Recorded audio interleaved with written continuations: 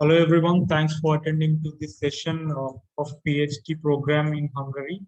So Arpan Chowdhury, he's a DOS Indian ambassador. DOS is a association of PhD and DLA students in Hungary. So for India, he's the ambassador and he is going to give all the details about the PhD program, application process and stipend and all other essential details. So over to you, Arpan.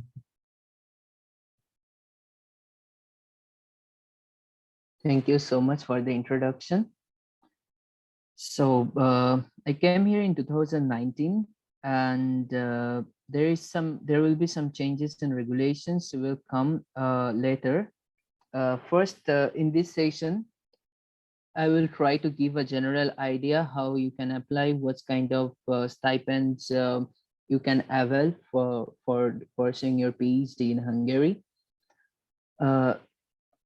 So this is the first program you can see in this logo, the Stipendium Hungaricum. That's the name of the stipend I avail or I pursue.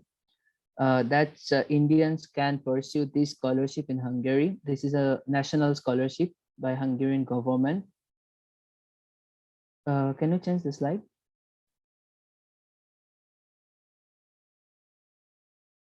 Thank you. So the first step is like I hope whoever in this Zoom session, first of all, you have to apply for a passport. That's essential. That's like I'm just saying, I know like almost every one of you knows it, but like still, just for a reminder, if you still doesn't have it, then apply for it. It takes some time, not much, but it takes some time. You can go to the Stipendium Hungaricum website to find what kind of available positions is there under what kind of field is open. Later, I also put a link where you can find it. But this is the step. First, you have to go to the Stipendium Hungaricum website and find a supervisor. Then he or she might take an interview on Skype and ask your supervisor for an acceptance letter. And then in step 2, you have to apply on the Stipendium Hungaricum website. When the application starts, it's usually mid-November, in generally 15th of November. Also in the later slides, I put the timelines of this whole scholarship procedure. And it generally opens up to 15th of January with an acceptance letter and all other documents asked on the website. And also after that, you can once the selection is done, then you can apply for the visa procedure, and it's very easy and flexible if you get the scholarship, and it's free as well. Can you change the slide? Oh, sorry, just a minute. You can't hear me. Okay, one guy can't hear me. Hello, so we are going to send the recorded video, so please don't bother about we will going to send the recorded video, so it will fine. Okay. I think so, because nobody else asked about it. Yeah, I can hear you, so please keep on going, and if anyone cannot hear, don't bother, we are going to send the recorded video.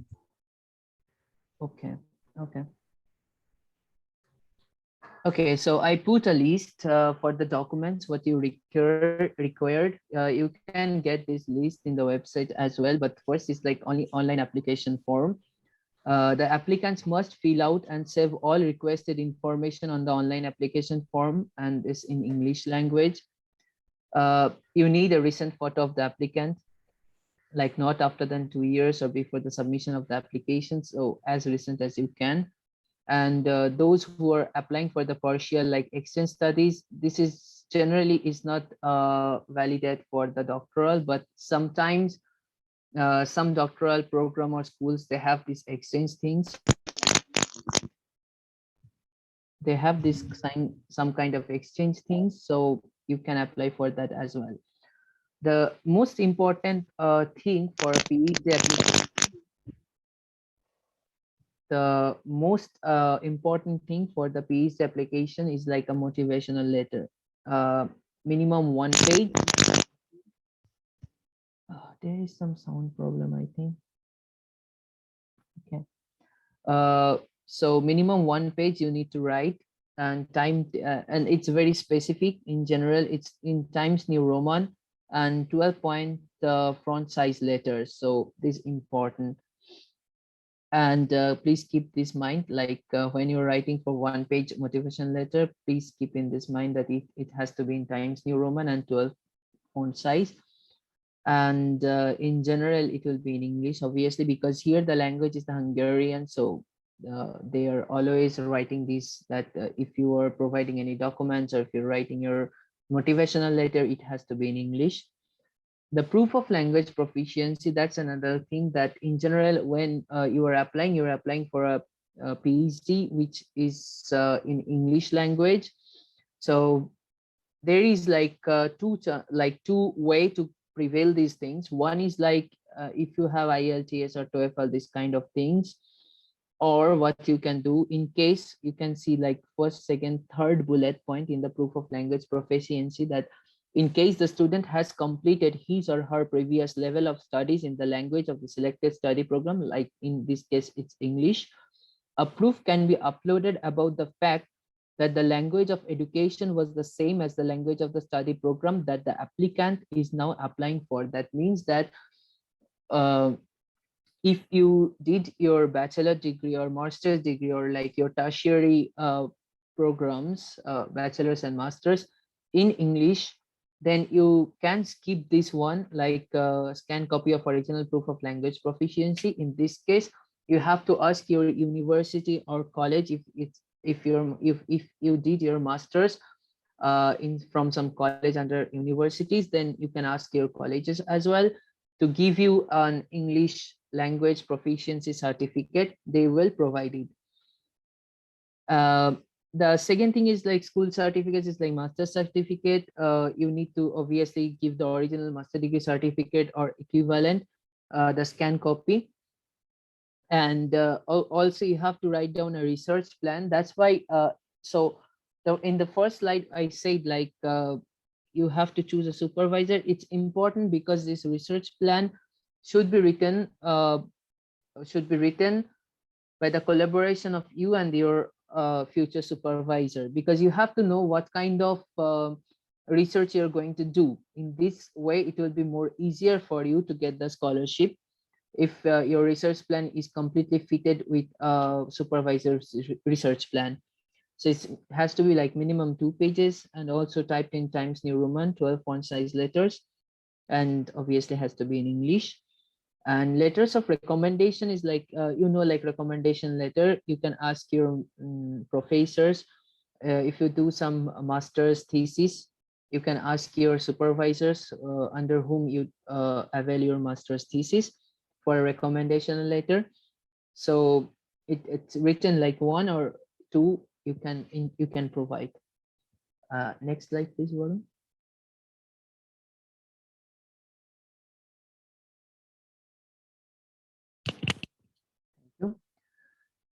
This is the statement of the supervisor. Once you got or selected by a supervisor, a statement by the supervisor at the proposed host institution, like I am doing my PhD from University of Debrecen, and so your supervisors, whoever will be your future supervisor, they will give you a statement that, okay, I'm agreed to be supervised this person, and also from the host institution that supervision undertake to supervise the students' work within the doctoral program, and if it's required by the doctoral school.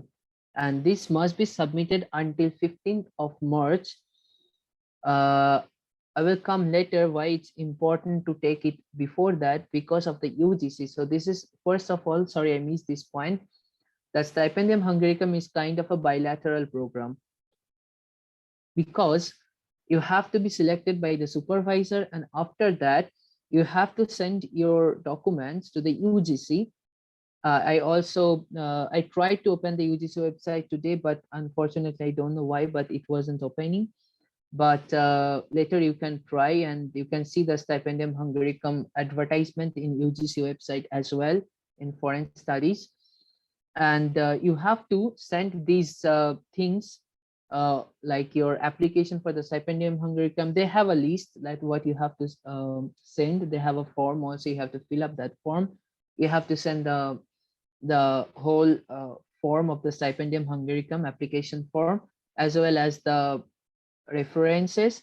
But in that case, if you have this statement of supervisor in your hand before that, you have a higher chance to get the scholarship or nominated by the UGC at least, because they said like all the terms and conditions, how like the parameters of the UGC is not declared on their side, so nobody knows what's exact their parameter.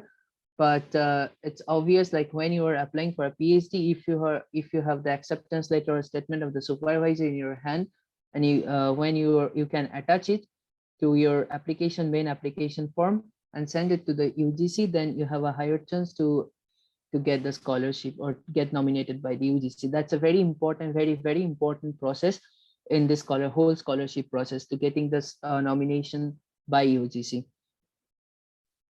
And another thing is important, that's the transcript. I think that all of you knows, but sometimes there is a confusion if the transcript is equals the mark sheet. It's not actually. The transcript also, you can, some universities, it depends, highly depends on the universities in India.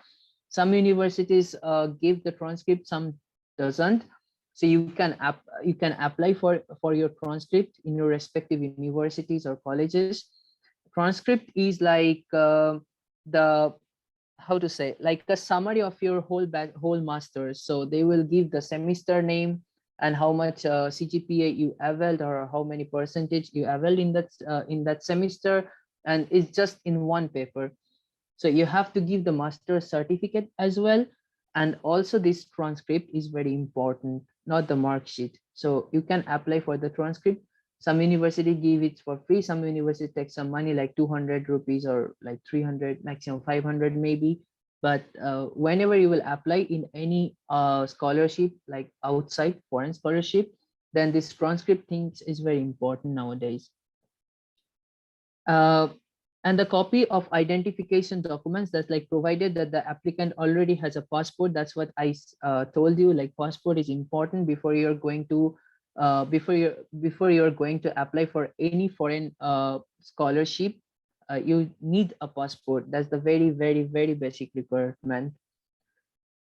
Acceptance of the statement for the application in the online system. That's like all applicants need to accept the statement, like tick what you do for whatever site, like accept cookies, this kind of thing. So you have to accept the terms and conditions.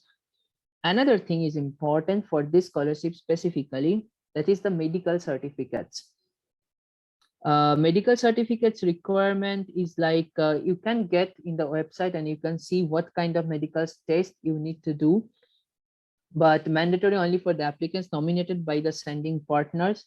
Like when you are getting nominated by the UGC, like for Indians, or when you are nominated by the UGCs, you can start these medical certificate procedures, and you need to scan copy of a medical certificate of satisfactory health condition. And you can see this, please use the following form. They have a form. Generally, they have they have the test for HIV, hepatitis, and the chest X-ray, as far as I remember. These things you need to do after you getting nominated by UGC. Next slide, please.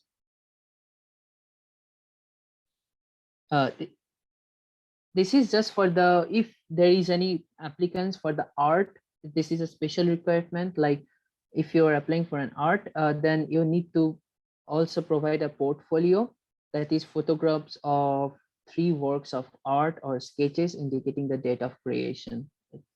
It's a special requirement for the artist. Next slide, please. Okay, so there is something like PhD curriculum in Hungary in general. So in general, the duration is 4 years. The coursework is like, it's generally separated in two and two. Like in India, you can say like JRF and SRF, junior research fellow and senior research fellow, kind of, but they doesn't say it like this. They say it like after 2 years, you have to appear for a complex exam. You have to pass that complex exam, and after that, you can continue your research work for the next 2 years. So this complex exam is very important. In generally, it's like oral test. They will, university or supervisors, along with supervisors, they will form a committee.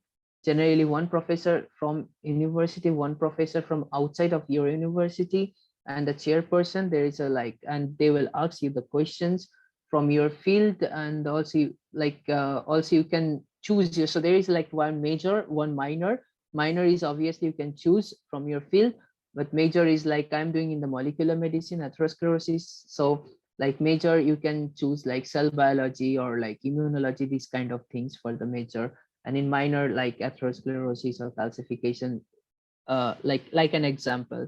So this is the coursework. So and for this, to appear in this complex exam, you have to take like 12 credit point, and this 12 credit point is outside of your lab credit.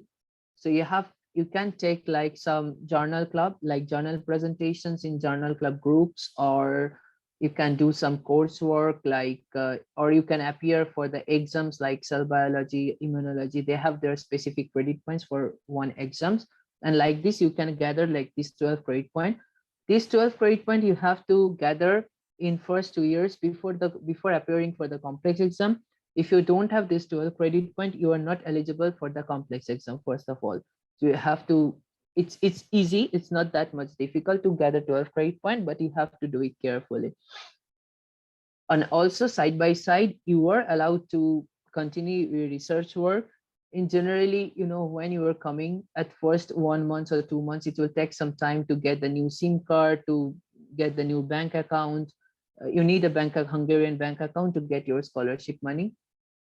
These kind of things, and also I will come later. So this scholarship uh, also have the provision to your it's called Thai card, TAJ, Thai card. That's a like national insurance policy, because whenever you have to come outside, you need a national insurance. In general, if you are not a scholarship student, then you have to buy it, and that's a costly thing. But this scholarship also have this facility. So these kind of things take some 1-2 months, and then few months it takes time to explore your lab, like new environment. But in these 6 months, also you are allowed to do all your research work in the first 2 years as well, because different credentials required during the course. I talked about it, and then the criteria, because the criteria of finishing PhD, that you have to have two research paper. One is the first author research. The second is the like, it can be a co-author, but at least two research paper you need. So if you are not starting from the very first, maybe it will be a little bit time crunch. Also, again, depends on the field to field, because like in some field, it takes some time to publish the research paper. In some field, it's a little bit, it can be fast if it's computational, maybe. But still, it's not a very large time scale for finishing your PhD, because in India it's generally 5 years, and the scenario, still people sometimes struggle to finish in the time. So it's just 4 years. And in our contract, it's strictly written that after 4 years, there will be no extension for the PhD candidate. So keep this in your mind, that you have to have finished your PhD in 4 years. So so that's the thing. Okay, now the stipend and all related benefits. The first 2 year stipend is like, Hungarian forint is, they generally give you the money in their own currency. This is the Hungarian forint. The value is not really good right now, because after the COVID and this Ukrainian war, it affects a lot. But still, so after these things, they are talking like, those vice president, they talked with the ministry, and there is a promise that from this recent year there will be a hike in the stipend. Let's see how it will go, but so far it's running like 140,000 Hungarian forint. That's near about like when I came, it was near about like 35,000 Indian currency. Now it's like near about 30, 32, something like that. Excuse me, Arpan. So still we have 6 minutes. So we will finish with this slide and we will start another session immediately. So please finish Okay. the slides within 6 minutes. So we will later on we will start another session. Okay. Okay. Am I taking too much time for the slides, or like, should I be No, little no, bit no, fast? no, no, no. You are taking correct time and including all the Okay. Okay. details. But just we will start another session after this Okay. slide. So please finish in 6 minutes. Okay. Okay. Okay. Okay. Yeah. So for the first 2 years, it's like 140K for first 2 years. This is the with dormitory money, because like here the dormitory fees in general they're excluding 40,000 HUF Hungarian foreign for your dormitory, and you get in your pocket 140K. Without dormitory, it is like 180. They will give all the 180 if you're not applying for the dormitory. But personally, I prefer dormitory because like otherwise, if you go for the apartment, you have to take care of the electric bills and like light, like electric bills, water bills, gas bills, this kind of things. But in dormitory, you will just like 40,000 will take the university dormitory will take 40,000 from your account directly. You have no headache for it, and the rest money is yours. So it's more headache free for me. And in the last 2 years, third and fourth years, you will get like 180 with dormitory. So 180 plus 40 is like 220 in total. And there is other facilities. It's like you will get the free visa if you get the stipend. Like there, you don't like, okay, you have to go for the visa interview in Delhi. So you have some expense to go and back, but like there is no money you have to spend for the getting visa. And I already say that you will get a free medical insurance. It is really very important. So you can avail the doctors for free, like government doctors for free. And you don't have to pay any tuition fee, like semester fee, if you are like stipendium students for your PhD. And also as the here, it's a good thing that PhD, they call it student, because in some other European countries and some other countries, they get it like a job. So they will give you the whole money and like a worker, and then it's up to you. But as it's a stipend and they consider you as a student, so you will get a student card, and you can avail all the student benefits. Like you will get a 50% discount in the all the transport and some other foods and this kind of things. It depends like what kind of discount you will get. Also, like if you are going for some other country to visit, like France, Italy or something, just in case recreational things, also there you can use this student card, because this student card uh, is your national student card kind of here. And as Hungary is under the Schengen country, under the European Union, so this student card is valid under every Schengen countries. So you will get some discount in some museum, in some zoos, even in France or Italy or some this kind of things. And yes, it's when Varun was talking with me, he asked me about this, and it's also really very important. I missed it, that no need to show any bank balance for getting visa when you are getting the stipend. So if you are not getting the stipend, then you have to show a minimum bank balance for the visa. But if you're getting the stipend, if you're a stipendium Hungary student, then you don't need to show any bank balance. Just the acceptance is fair enough. And also, as I was saying, that they consider you as a student, so the whole stipend is tax free. So this tax-free stipend, so you whatever this 140,000 you will get it in your pocket, or 180 if you're not want to get into the dormitory. Also, getting the dormitory is not very easy for other students, especially for the bachelor or master students. But for the PhD student, this is the first priority that PhD students will get to get the dormitory. So if you're applying for any dormitory as a PhD student, you will get that dormitory for sure. So that's the advantage as a PhD student here. I think you can go to the next slide as well. That's not a big one. Yeah, so we have 2 minutes. Just I want to sum up the time point. So 15th of January is the deadline submitting of the application. I told you it will generally start from 15th of November. So 15th of January is the submitting application. Then 20th of February, first selection point. Generally, it's by the UGC. Then UGC generally give you a time point. This is from the stipendium side, but UGC will give you a time point like if it's closed in 15 January, their last time point will be like 22nd of January or maximum 31st of January. By that time point, you have to submit all of your documents to the UGC. That's important. Keep this in your mind.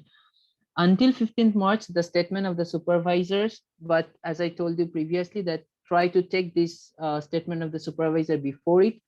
It will help you to get nominated by UGC. Middle of March and end of May, there's the second selection point. That's the tempers will declare who is selected, who is not.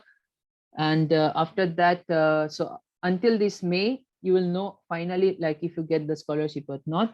And then in the 15th of April, you can submit your medical certificate. Middle or end of the June, notification about the selection, final selection results, like not from tempers. Also, it has to be selected by the university, corresponding university. So by the end of the middle of the June, you will get the all selection decision. And June or July is the visa application procedure, and until 30th of September, arrival in the Hungary finally. So we will join in the next session for taking questions from you. Thank you, Arpan. There is some few slides still, I think. Yes, yes. Yeah. We will continue with the slides and I will send another link. So please join there. Thank you so much. No problem. Okay.